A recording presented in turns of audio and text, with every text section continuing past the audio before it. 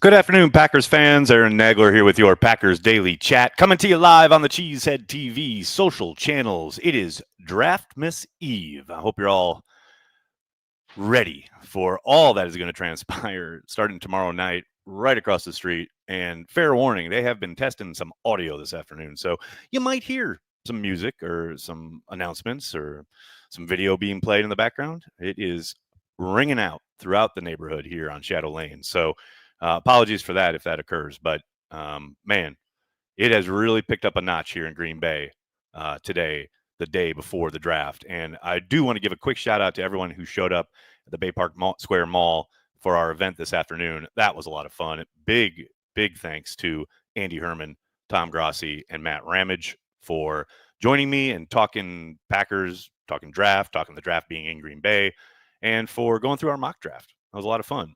For those of you who weren't in attendance and didn't get to experience it, it was thrilling to see exactly how the draft is going to play out tomorrow night, because that's what we did.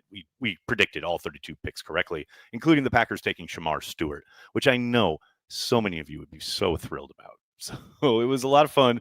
Good times had by all. If you weren't able to make it this afternoon, but you are in the area and just need that Cheesehead TV connection in your life, make sure you're out at Stage 1 tonight from 8 to 11 p.m. We got Carry the G on special. We'll have some Cheesehead TV giveaways, some special Packers guests throughout the evening from 8 to 11 tonight, downtown Green Bay, Stage 1. Going to be a lot of fun. Hope you guys can make it. And if you can't, look, we'll be streaming these next two nights, Thursday and Friday, live for the first 3 rounds of the NFL draft here in Green Bay, right across the street from Lambeau Field and the big stage, the draft footprint. It is monstrous. It is huge. It is going to be a whole ton of fun. I hope you'll join us here on the YouTube channel. Hello to everybody chiming in the comments. So good to see everybody. Look, we got Tom up here, Jim, Eddie. What's going on? Banksy is here. What's up, Banksy? That is a fun question. Nags, do you believe Matt actually doesn't know who the Rizzler is? This is so funny you ask, and maybe you're a plant, maybe you're a troll, I don't know, but Dan literally texted me this morning and started with, "You're welcome," and I thought, oh no.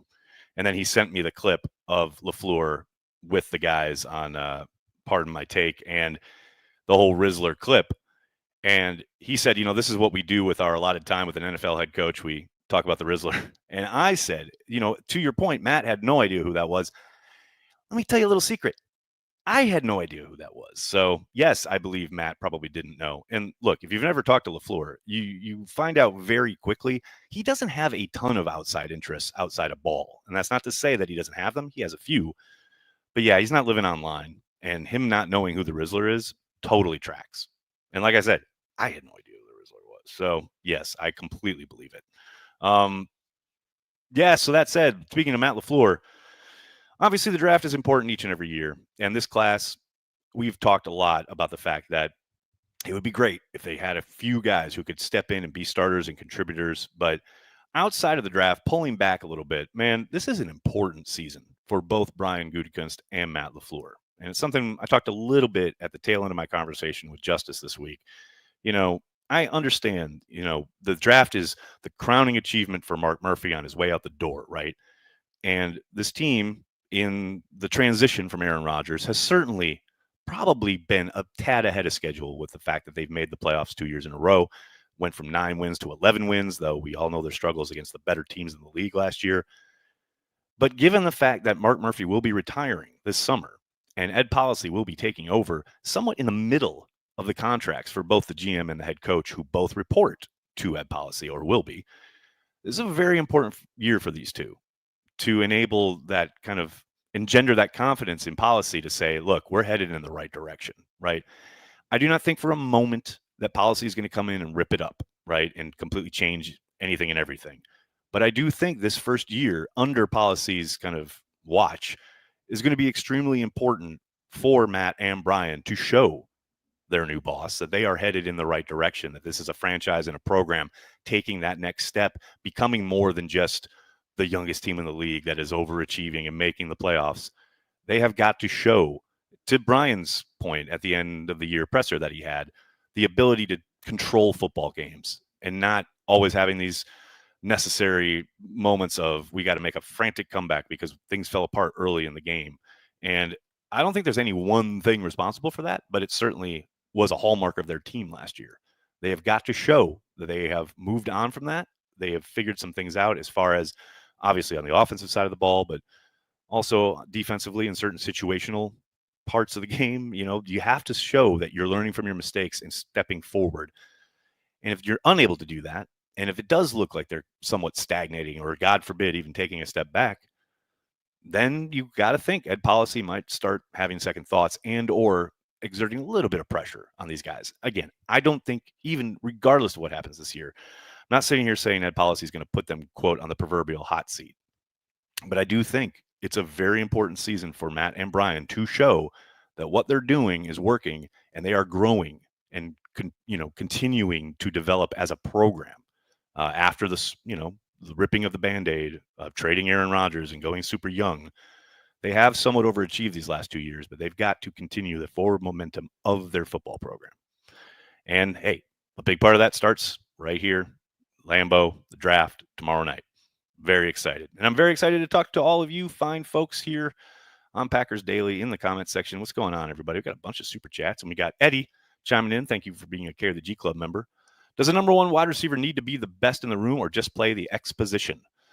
Eddie, I think you'd probably get 10 different answers from 10 different people on this question, but I mean, it all depends on what your definition of a, quote, number one wide receiver. Traditionally, yes, most people are thinking of the guy at the X playing that spot and able to win on the perimeter, able to win one-on-ones, being clutch, quote unquote, on third downs in particular.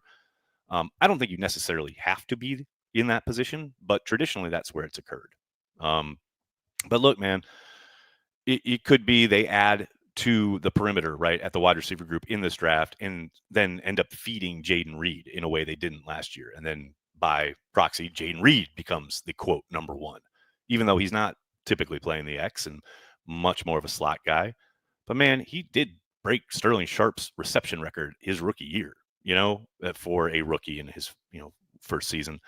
I do not think for a moment that it's too big a job for Reed to handle that kind of workload, but he certainly wasn't given that chance last year. And when he was on the field, he was way too inconsistent down the stretch. That's something we've been talking about this offseason. He's got to take that next step in consistency because he's got all the talent in the world. He can do it. He's just got to do it down in and down out, and especially in really important situations like third down. Banksy, or I answer this first one. Next, do you believe Matt doesn't know who the Rizzler is? And will Green Bay's small town experience be overplayed by visiting media folk for clicks? I mean, you say for clicks. I say to try and illustrate the charm and the fun of the area. But yeah, probably. I mean, I don't know if it's for clicks. I mean, they are here to make money. They ain't doing this out of the goodness of their heart. But hey, I love this area. I love coming here and I love showing it off to people who've never been. And this is going to be a 3-day exercise of doing just that by the people on the ground. I would suspect, the media probably will follow suit to some extent, and show off what makes Green Bay really unique. And what you're talking about is that thing. I mean, the fact that I am sitting in a residential house in a home right across from Lambeau Field illustrates that point perfectly. So maybe I'm doing exactly what you're talking about. Am I doing this for clicks? Or am I doing it for a deeper connection with Packers fans worldwide? The choice is yours. Joe has looked into his crystal ball and said it will be Derek Harmon. Interestingly enough, in our mock draft at the mall this afternoon, Harmon fell to the Eagles with the last pick in the first round. But I'm with you. I love it. I love the idea of it. I would love him terrorizing offenses in a Green Bay Packers uniform. Make it so. Andrew Ware, how are you, buddy? You know what I am ready for tomorrow night? One more player, my team, to help us get 14. That's it. Also, who is the Rizzler? Signed a 36-year-old. Man, I don't have the mental capacity to tell you who the Rizzler is. I'm sure someone in the comments can handle that. But, please get on board. No matter who they draft, I understand it's probably maybe not who you wanted. Maybe you're a little disappointed. But, man, he's the newest member of the Green Bay Packers. Get on board. Root for the young man until he gets on a football field, and let's see what he can do. But until then, we've got a long stretch here in the spring where we can just be hopeful and excited. Why kill that yourself with these predetermined notions? And Andrew, obviously, I'm not talking to you. I know you agree. Ed, thanks to the super chat, man. Really hope Green Bay has a good night. It's feeling like it's going to be, man. Really, like I said at the start here, it really kicked up a notch today around town. You can absolutely feel it. And that was after the humongous thunderstorm that went through this morning. It was a lot of fun. I was down in Appleton and listening to the thunder, and there was huge lightning and tons of rain. And I was like, oh boy, here we go. And then that left Appleton and came up here to Green Bay. And I climbed in my car and drove up to go to the event. And I caught that rainstorm while driving. And whew, it was a doozy. But now, as you can see behind me, it is a beautiful sunny afternoon. And it sounds like it's going to be a gorgeous night in Green Bay, Wisconsin. There's a big concert kicking off downtown tonight. De La Soul is here. Come on, in Green Bay? Cannot wait. That's going to be a lot of fun. That's downtown tonight. And the Cheesehead TV meetup, which is obviously the hottest ticket in town. You don't need a ticket. You can just show up. It's totally free. All right. JP, I was just talking about this. How's the vibe around town now that it's Wednesday? It's hopping. It is hopping. And the stuff around the stadium is really starting to come to life. But yeah, Green Bay proper, like downtown especially, has certainly, like I said, noticeably kicked it up. Simatovic, how are you, man? How closely do the Packers take a player adapting to Green Bay culture when drafting a guy? I mean, I think you mean how closely do they pay attention? Very different here. Travis Hunter loves Green Bay. Enjoy the draft. Could you imagine Travis Hunter in Green Bay? That would be glorious, but it's obviously not going to happen. I think there's something to that. The idea of finding guys who won't have a problem with living somewhat of a hermetic lifestyle comparative to what's on offer in other major cities and markets, right? I think that's absolutely part of it. I don't think that's a driver when it comes to considerations or like actually pulling the trigger on a prospect. But certainly that's part of what the pre-draft process is all about, is trying to get an idea of that mental makeup. And that starts with the area scouts, like back when these guys first started to arrive on campus and figure out what they're like, where they're from, what their aspirations are, and how you think as a program they're going to kind of fit not only in your building, but yeah, also in the community. It's certainly, something they talk about, but again, it's not a driver in the decision-making process.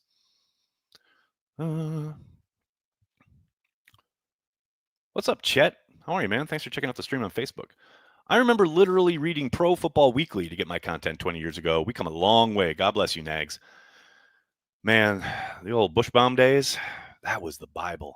I remember just every year when that thing came out, the Pro Football Weekly draft guide, I would devour it. Even when Noraki took it over, man, that was the absolute kind of most legit source. And you would just devour that thing. I remember just basically like stalking Barnes and Noble, waiting for it to arrive, right? Every spring.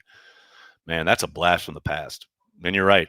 We've come a long way. We've come a long way because we got things that are completely 100% devoted to the favorite team of each, franchise, etc. But none more so than the Cheesehead TV draft guide. Get your copy. You got 24 hours to become the smartest person at your draft party. Who are the Green Bay Packers going to draft? Find out from the original draft guide by fans for fans. Available from Cheesehead TV for the 15th season in a row. Hundreds of prospects analyzed with an eye towards their fit with the Green Bay Packers. We've got mock drafts, big boards, featured articles, tons of content for you, the Green Bay Packers fan. Get yours today.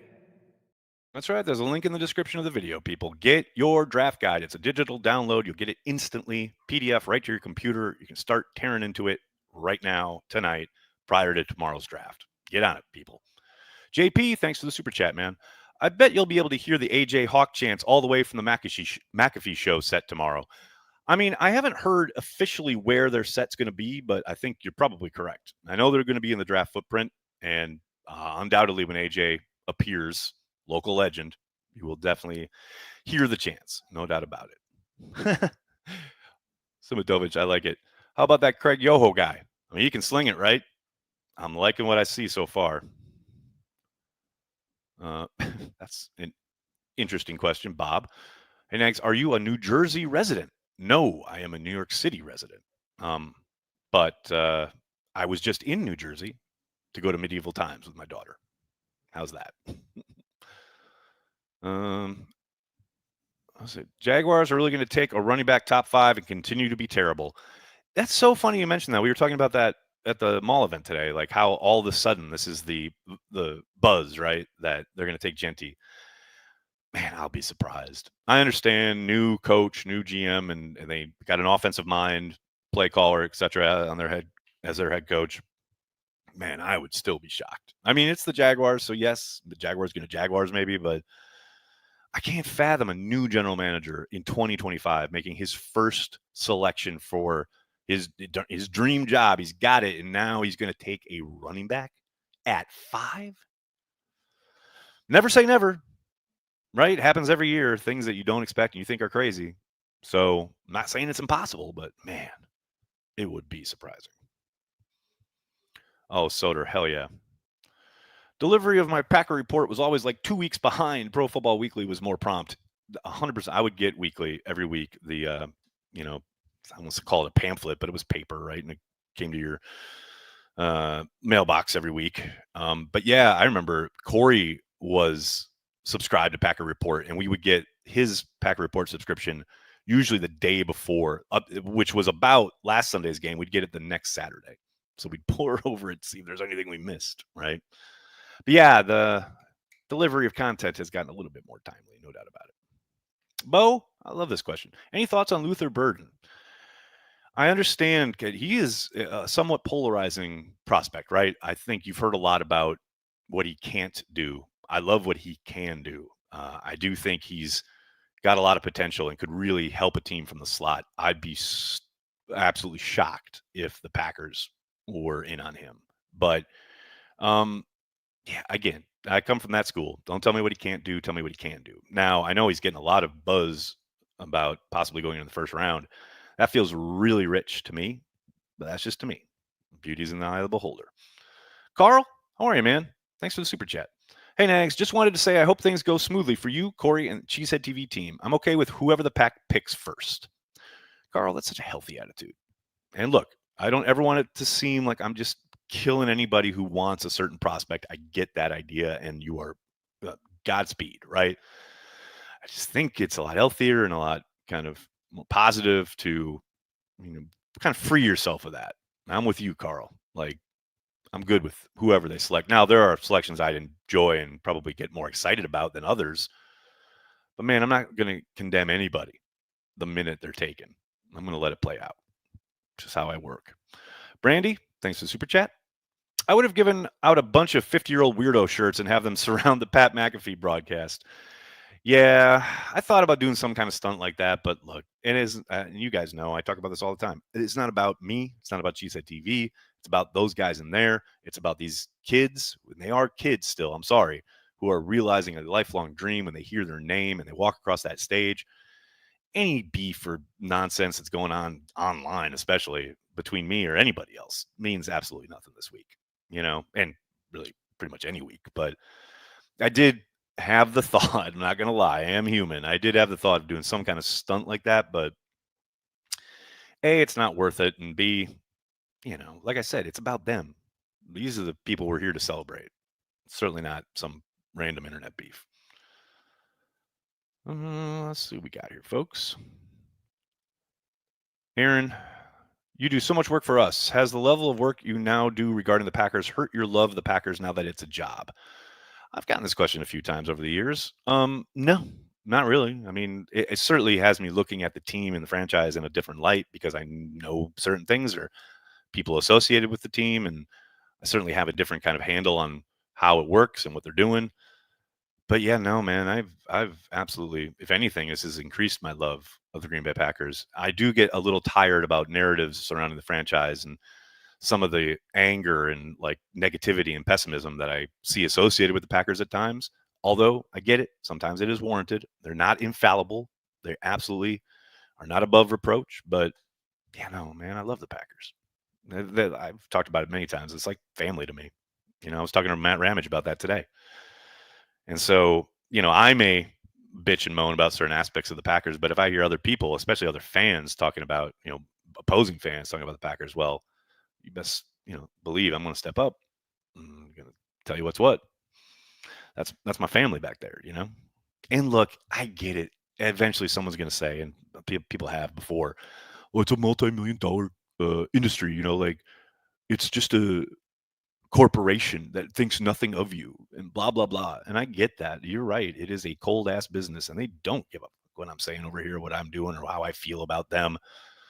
But I also know that the bond is very real. And I know that because I talked to people today who showed up for our event who are just incredibly excited and happy to connect to the Packers in what I consider a pretty unique way. And she said TV. So the pessimism, the cynicism, I get it. I try to participate less and less in it. But yeah, no, the love of the Packers, that hasn't waned in any way, shape, or form. Maybe changed a little bit, but definitely not different. Banksy, good question. Nags, are you a Will Johnson guy?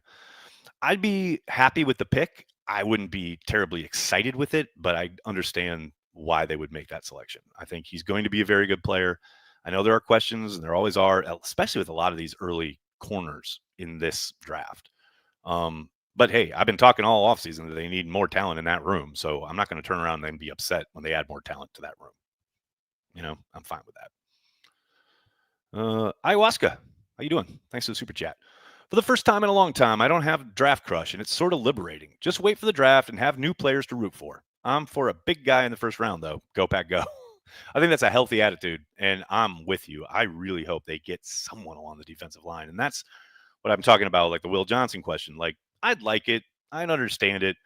But, man, I'm really hoping for another big ugly, another guy. And honestly, I don't care if it's on offense or defense. I want somebody in the trenches that can help them win football games. That's my big hope. And yeah, if that makes it an offensive lineman, totally fine with that. Soder, what's going on? Being a Packer fan is my job. That other thing I do is just about the money.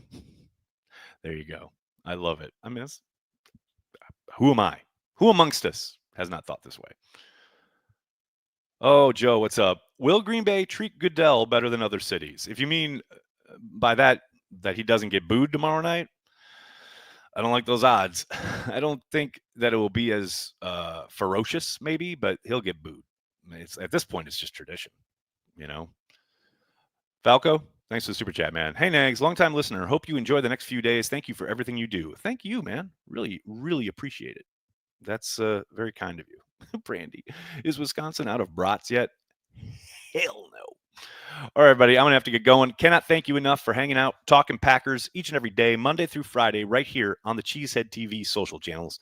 Please do me a monster favor. Hit like on the video, subscribe to the channel, and tell your friends and tell your family. Cheesehead TV, we are devoted to Green Bay Packers fans worldwide.